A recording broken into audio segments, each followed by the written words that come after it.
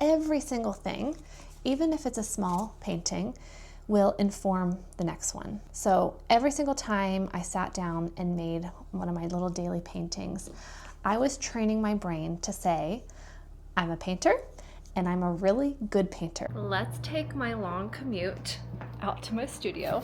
Love that my studio is right here at my house. This is exactly what I've always wanted. I wanted to be able to walk from my home. Always usually like having a whole handful of stuff as I'm heading out here. But today I only have my laptop and my cell phone, so not too bad. Let me mic up a little bit so you guys can hear me. Yesterday, I received a very cool, exciting box that I wanted to open with you all. It is from Gamblin, the paint company that I use, and I love Gamblin. So when I got this box, I was like, oh my gosh, thank you guys so much. Oh. We got a box of whites, warm white, titanium white, and cool white. I have only ever used titanium white, so I'm excited to try these other whites. Ooh, okay. Linseed oil and varnish. I use both of these. Oh my gosh. All these different reds. Oh, okay. I don't think I've ever used Radiant Orange. I never have an orange on my palette, so that'll be really fun to try. Okay. Oh, okay. This is the box that I was most excited about receiving. I use so many pinks in my paintings. I have to buy Winsor & Newton pink to make my pinks. So let me show you these. Look at this. Hot pink. Hot pink. This one makes me extremely excited. Oh, pretty hot violet. I'm very excited about swatching these and seeing how they look. And one of my very favorites, Radiant Turquoise. Radiant Turquoise makes amazing skies when you mix it with a bit of pink. Raw Sienna, Burnt Umber, Cad Yellow Light, and Ivory Black make the best green. Oh my gosh, okay. I have never bought this color. I was excited about the hot radiant pink, but I am even more excited about shell pink and coral. Oh my gosh, so beautiful. I'm going to have to organize all these colors into color families and give you guys a good look at them. And this is something I do not have. I've never bought them because I just thought, what's the use? But I have seen people rave about these. Varnish brushes. The bristles are totally different than a lot of the brushes I use. So I think that is what makes them so very special. And they gave me 3 of these gorgeous varnish brushes. I have you all down on my very messy desk. Okay, linseed oil. Varnish, the varnish brushes that are gorgeous, amazing. Okay, and when I was emailing back and forth with this gal, she was telling me that she was most excited to send me these new pinks from their pink line. So I have shell pink, coral, hot violet, hot pink, and then we'll get into the reds. I would probably put them like this. Cad Red Light, Cad Red Medium, Alizarin Crimson Permanent, and then this Radiant Orange that I have never used. Okay, I would probably put this one right there. Cad Yellow Light, Yellow Ochre, Raw Sienna, Burnt Umber, Ivory Black, and then my blues, Ultramarine Blue, and Radiant Turquoise.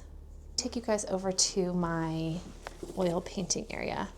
So you can see I am a humongous fan of Gamblin. They are the only paints I use, with one exception, Winsor & Newton Permanent Rose. But other than that, I am a Gamblin's girl forever. I have always loved their stuff. What I really need to do is put this painting, I'm pretty sure it's dry now. Yeah, I need to varnish this one.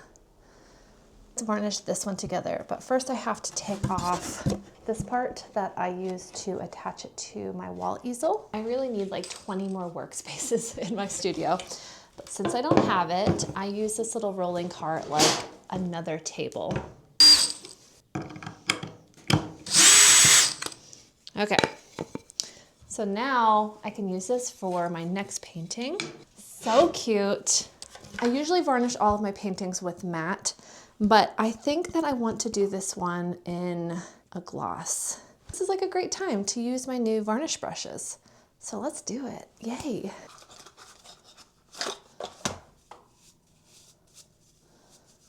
Really pretty. Really, really pretty. Okay, I don't have a ton of this gloss left, but it will absolutely do this painting over here. A little bit goes a long way. Varnish brings back all of those rich colors in your painting. One tip that I have for people that want to varnish their work, never go like all crazy town. Like, don't move your brush all around. When you're varnishing, you want to go top to bottom, because when there is a light shining on your work, the light is usually coming from above, and the top to bottom brush strokes won't catch the light like maybe a brush stroke going this way. Once you get everything coated to your liking, you're going to go over and smooth out your varnish one final time, going from top to bottom all the way down. Top to bottom, varnish all the way down. Make sure I have the painting varnished perfectly without missing spots. I like to get down on eye level, and you kind of look at the glare and make sure everything is shiny. Perfect. When I clean my brushes, I use Murphy's oil soap, especially for oil-based paints. This will clean your brushes so well. I really just massage it into the brush, and it's all over the handle too, so I'll get the handle really well. And while I'm at it, I get my hands. Then you can let it sit, or you can rinse it out. If you're gonna let it sit, I would fill up a container like this with Murphy's oil soap and set it down in there. And then you can come back the next day. All of the residue of the paint or the varnish will be able to be washed out so easily.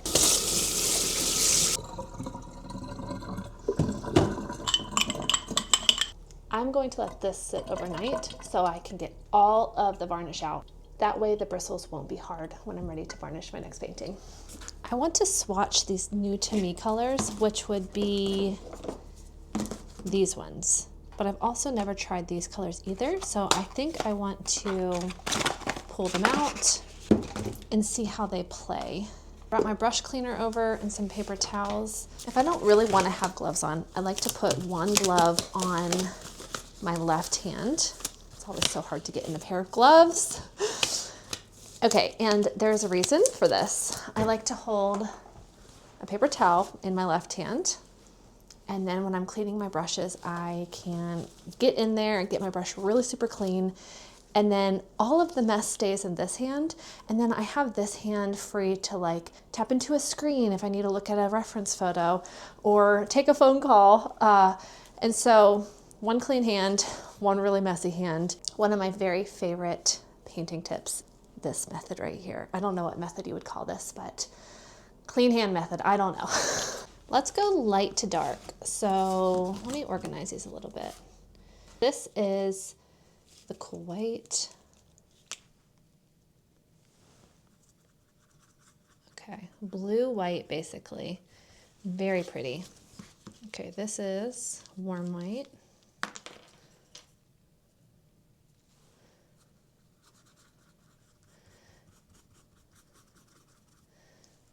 Okay, it's almost like a pink white. I really love that. Shell pink.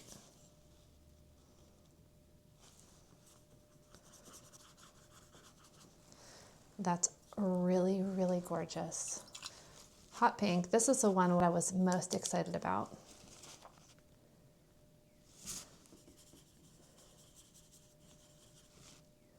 this color is really, really pretty. This is like Dreamsicle. Oh, yeah, that's really nice. Oh, gorgeous, gorgeous, gorgeous, gorgeous. Coral. Ooh, pretty. This reminds me of lipstick. That's gorgeous. So then we have this hot violet. And I wish that these two were in the artist colors. I wonder why they decide to do that. This one definitely isn't as loose, so that's pretty cool. The hot pink is very loose. Or actually, I don't know. Let's give it one more. Just make sure my brush is super dry. Yeah, like that's just really loose. But you know, hey, what you gonna do? Last week I painted all of these cute little paintings.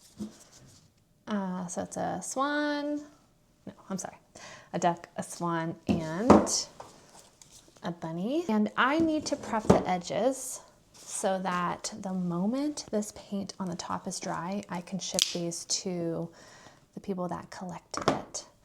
I like to do really fun edge treatments, especially if I'm not going to frame a painting. So this one is going to my friend Dana in Canada, and I did scallops on this one. I also varnished it with a gloss, very pretty. Looking for a black acrylic, can't find it. I don't guess maybe I don't have any. I'm always kind of like, it's so obvious that I'm an oil painter because I never have the right acrylics. What I should always own is a cream, black, red, what else? Hot pink, white.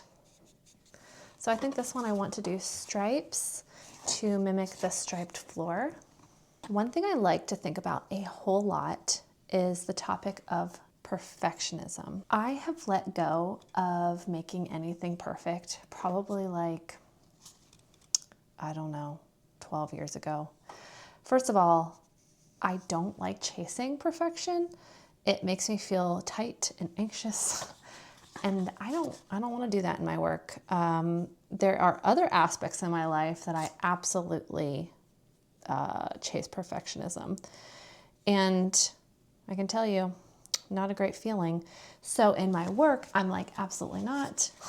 I am going to make things that feel good, that are joyful to look at, just as joyful to look at as they are to make. So then how do you let go of perfectionism? I think your personality type probably has a lot to do with it. I am absolutely a type B person, so I can, you know, make some work and not get caught up in all of the minute details. But one of the really big things I think that turned me from being a perfectionist to the opposite of that is my daily painting practice. When I got extremely serious about my art making, I started doing this thing called a painting a day. And I posted my paintings on this auction website called Paintworks. Now, I would make a small painting, usually about this size. This is a 6x6, no larger than an 8x8. I would set down and I would do everything in my power to make that painting in that one setting.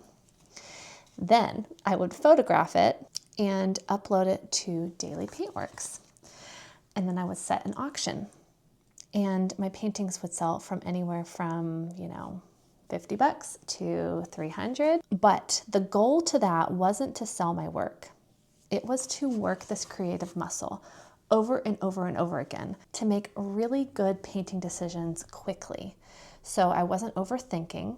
I was mixing a color, laying it down, and then leaving it. I was not fiddling with my paintings. The paintings that look the most joyful and alive to me are the paintings that don't get messed with. So those are the paintings that have confident brushstrokes in them. I still push myself to make these really confident brushstroke paintings. Like, for example, this little collection of 3 was me stretching that creative muscle in a way that I could make something and move on from it. But every single thing, even if it's a small painting, will inform the next one. So every single time I sat down and made one of my little daily paintings, I was training my brain to say, I'm a painter and I'm a really good painter, and look what I can make in an hour and a half. But back to perfectionism. If you can't train your mind to say, this thing that I made is really good, it's not perfect, but perfection's boring, but it's really good and I'm proud of it, then you are going to loathe your painting process.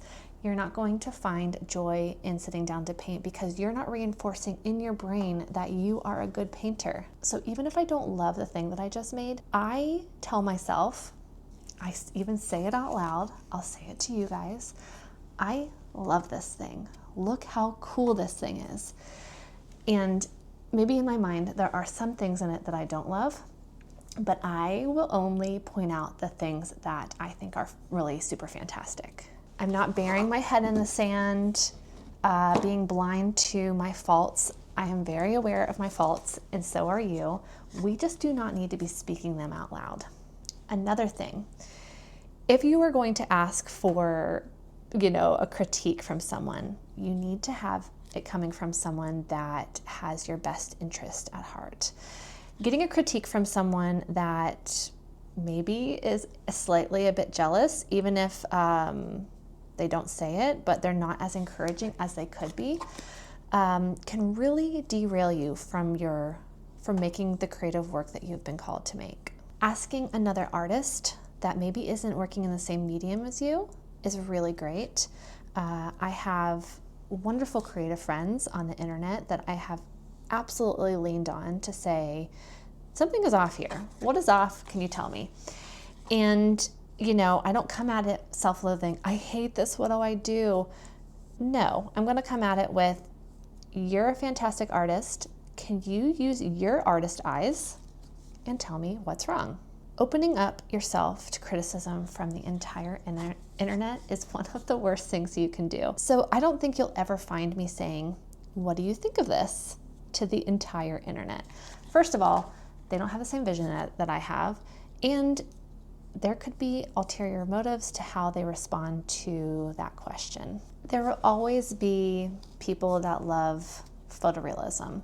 My husband thinks photorealism is the coolest thing. He's just uber impressed, and so am I. But when you become an artist or an art lover, you will look at paintings and you'll say, look at that brushstroke. Look at that confidence that they put on their canvas. Leaving a brushstroke with confidence, putting down a mark, walking away, leaving it, is so much harder than blending everything out and making it look like a photograph. Skill for photorealism, absolutely. Confidence for painterly paintings, insane. You have to be so confident to stand behind a painterly painting. Okay, now that I have all of my edges painted, gotta move on to my next studio task. A few weeks ago, I made this little watercolor painting, and I think it turned out really great. And I hand painted the frame to go with it. I just drew the winner. It is so serendipitous because I set up this link that would capture emails, and you'd be entered to win this.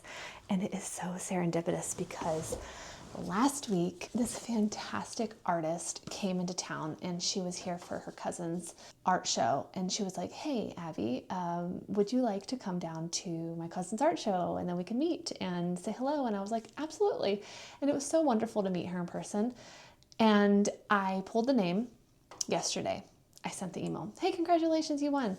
And it was this woman, which is crazy. Like, she was like number 360 something on the email list out of, 600 or something. How in the world does stuff like that happen? Like, So like, what is that? Coincidence? Serendipitous? What are the other words? So cool. I'll do more things like this in the future, but if you would like a chance to be a part of something like this, getting on my email list on my website would be the very best way. There's a little pop-up bar. It'll say something like join the email list or join the subscribers, and I'll be telling you guys about stuff like this in the future. Canvas, and I put it in a box, and I just got back into my studio after I made this letter of authenticity. I cannot believe I have been running my fine art business now for 3 years, and I have never made a letter of authenticity. So anyways, I think it's really cool, and it has my logo on the top. And so I am shipping this out to Tennessee to Jennifer.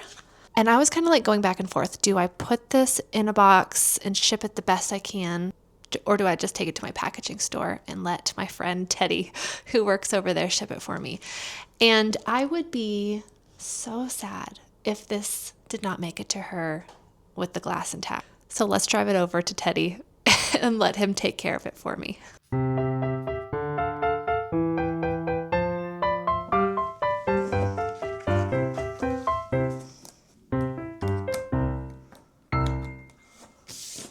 I don't have a ton of time before I have to go get my kids from school, but I am going to sit down and commit to painting, let's see, 1, 2, 3, 4, 5, 6, 7, 8, 9, 10, 11.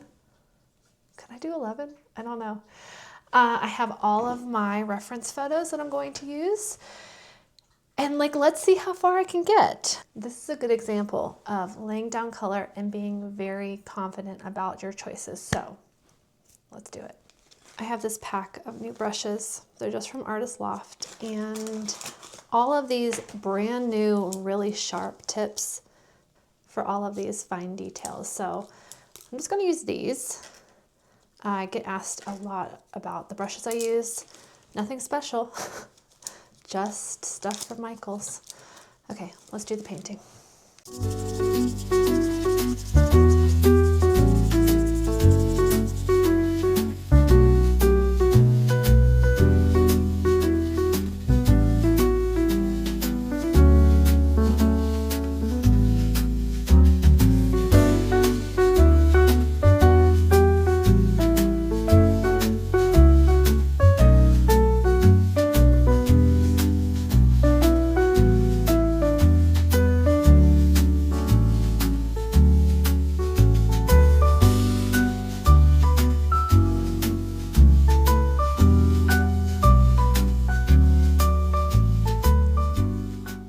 So that first one took me like, I don't know, 10 minutes, a little longer than I thought.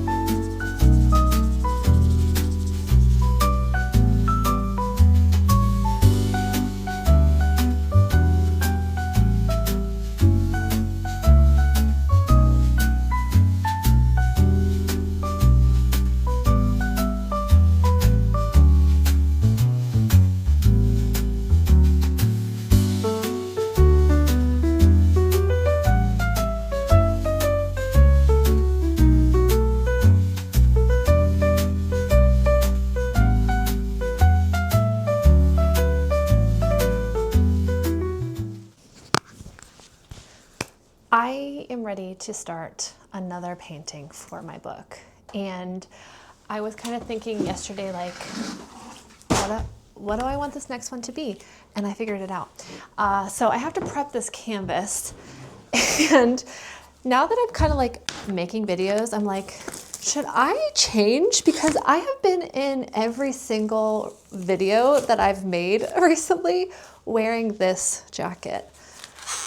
But what can I tell you guys? Like, I just like it. And it's like always just like hanging on the hook by our back door. So I'm just going to tell you straight up right now that I have other jackets. I just have been wearing this one a lot. One thing I have to do to prep this canvas back here is put this piece of wood onto the back of my canvas so that I can hang it on my wall easel. The one thing I always have to make sure about is that this is level, because if it's not level, it will be crooked on my easel. I gotta take the time to level it out.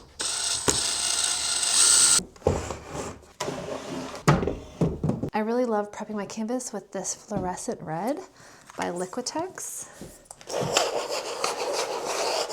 I just get it squeezed on there. It's a little bit like a wash. I do this because this tones my canvas.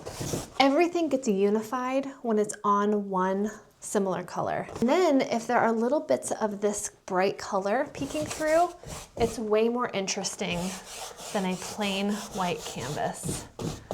This is called an underpainting. Perfect. Oh, I just got into my studio for the week, and I spent the weekend doing lots of fun things, but also I spent the weekend thinking about what I wanted to make this week.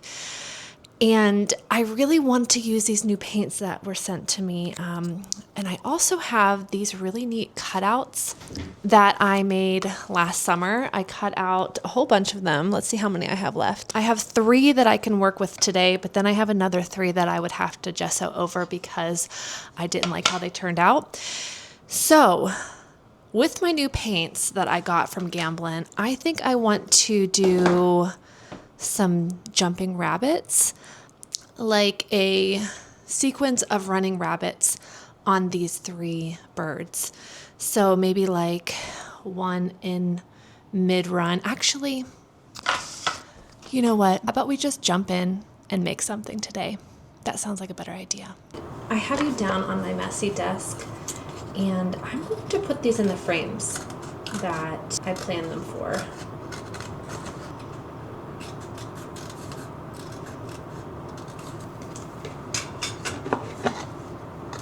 Oh my gosh, like how sweet is this?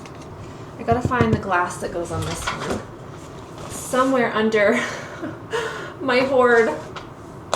You know what? Maybe I should like just quickly clean up. You always find things when you clean up your space. And look how great.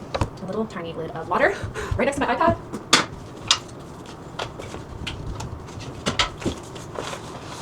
So there was the painting I did last week. The sketch of it. Ooh, I've been looking for these. Gamblin new. Oh, here it is. Yay! See, that always happens. Right when you start doing some cleaning, you will find what you were missing. These are so cute. Okay. I'm thinking that I'll put a bow on these bunnies. I think that'd be really cute. And then to like kind of use this space of the bird, I'm gonna have the string of the bow kind of like flying in the wind. Now that that's sketched on there, I think I should take it over to my easel and start painting. I have the hot pink from the Gamblin box, and I'm just going to put a nice rub down of this all over my bird so that my underpainting is more of like this vibrant hot pink, and then this will shine through.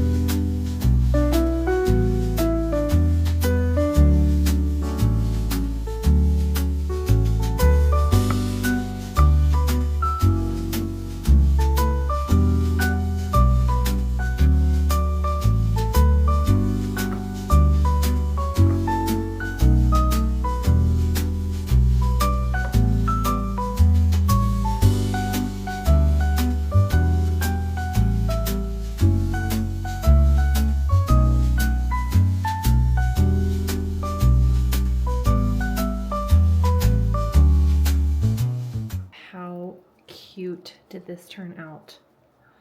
Oh my gosh. Obsessed. Okay, so now I have this one to make, and the bunny is doing just a slightly different pose. Like, it has its foot down. Obsessed. I'm trying to think, like, do I do the same colors, like the same vibe? I actually think I want this one to have like a polka dot bow, but I love the motion of the ribbon coming off the back. That is so much fun. I'm gonna put this one right here for reference. Well, you guys, I just huffed and puffed on my floor, on my hands and knees, framing this painting. And I am very happy with how it turned out. So this is a wood panel, and I used some hardware to attach the wood, and I put my hanging wire on. So the last thing I have to do is write on the back, and my collector is going to come and pick this up.